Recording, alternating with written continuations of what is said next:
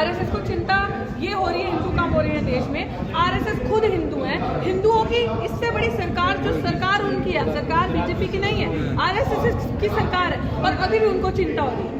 बेईमानी वो करते हैं, गला वो काटते हैं, सारी चीजें मिल मिला के उन्होंने बेच दी, हमसे हमारे विश्वविद्यालय छीन लिए, शिक्षा छीन ली, रोजगार छीन लिया, और अभी भी इनको चिंता हो रही है हिंदू खत्म हो रहे, क्योंकि धर्म की राजनीति तो है।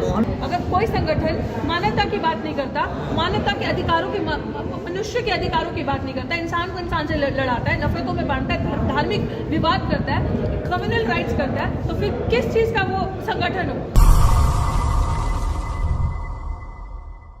इंसान है, ऐसी धमकी किसी ऐसे और इंसान को न मिले जिसके पास, जो गरीब है, जिसके पास रिसोर्सेज नहीं है, जिसके पास लोग नहीं है पीछे, समझे? तो खैर अगर लोग नहीं भी हैं तो डॉक्टर रितु, महमूद प्राचार्य, एडवोकेट भानु प्रताप जी हमेशा खड़े मुस्लिमों की आवाज बनके, हम हमेशा हर एक के साथ।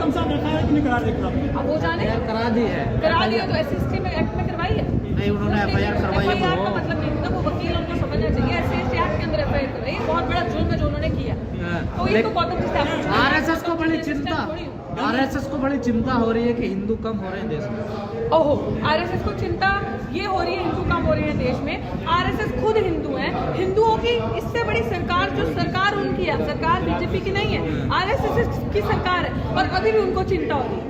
बेईमानी वो करते हैं, गला वो काटते हैं, सारी चीजें मिल मिला के उन्होंने बेच दी, हमसे हमारे विश्वविद्यालय छीन लिए, शिक्षा छीन ली, रोजगार छीन लिया, और अभी भी इनको चिंता हो रही है हिंदू खत्म हो रहे, क्योंकि धर्म की राजनीति तो है। मोहन भागवत कह रहे हैं ना, अब जाति मुक्त देश बनाना है। देखिए, कहनी और कथनी और करनी में बहुत फर्क है।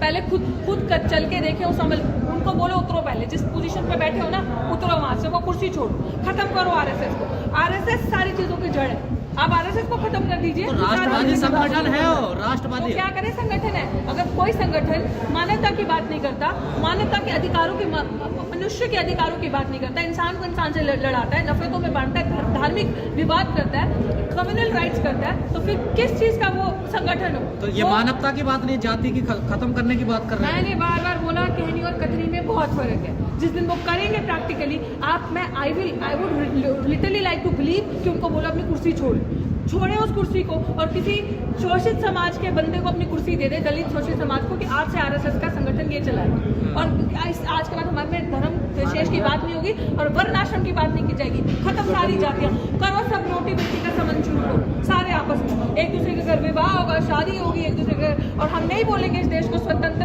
हमें हिंदू राष्ट्र बनाना है, हम ये बात नहीं करेंगे। This is secular country, democratic country, वो बोले हमें संविधान पर विश्वास है, तो मैं मानती हूँ मोहन भागवत लोग बकवास बोल रहे हैं वो सही है। अच्छा, Arvind Kejriwal ji IIT pass out व्यक्ति है और वो मुख्यमंत्री है, और साथ में वो कह रहे हैं कि करेंसी पर लक्ष्मी गणेश की फोटो लगनी चाहिए।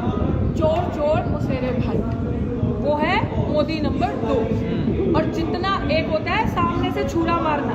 तो अगर हमें पता है कि भाजपा सरकार हमारे अधिकार लेके जा रही है, ये सारा आरएसएस का नेक्सस चल रहा है, वो हमारे अधिकार छीन रही है, प्राइवेटाइज कर रही है, तो हमें सामने से पता है। तो हम उसका उपाय क्या करते हैं? अगर हमारे हकों को, जैसे SC/ST एक्ट को डिलीट किया, रोस्टर को 13 पॉइंट रोस्टर किया, तो हम जमीन पे उतरे, हमने पीसफुल प्रोटेस्ट किया, पता है ये छुरा सामने से मारा, और ये एक ऐसा शख्स है जो पीछे से छुरा घोंपता है, तो ये ज्यादा खतरनाक है। मोदी तो खतरनाक है, बीजेपी खतरनाक है, लेकिन ये जो शख्स है अरविंद केजरीवाल, ये ज्यादा खतरनाक है। और ये ज्यादा खतरनाक किसके लिए है मैं बता दे रही हूँ, SC/ST के लिए, और सबसे बड़ा दुश्मन ये मुसलमानों का। लेकिन उन्होंने कट्टर ईमानदार है, कट्टर ईमानदार, कट्टर बेईमान इंसान है ये। जहाँ पे ये धंधा, इसको कहते हैं बिजनेसमैन, जिसे कहते हैं ना बनिया, बिजनेस कैसे करना है, कहाँ पे किसकी तस्वीरें करके लगाकर धंधा करना है। पंजाब में क्या, तो पता था पंजाब में 32% प्लस पॉपुलेशन है SCs की, शेड्यूल कास्ट की, वहाँ पे लगाई बाबा अम्बेडकर की बड़ी बड़ी प्रतिमाएं ऑफिस में, और किया खुलेआम प्रचार।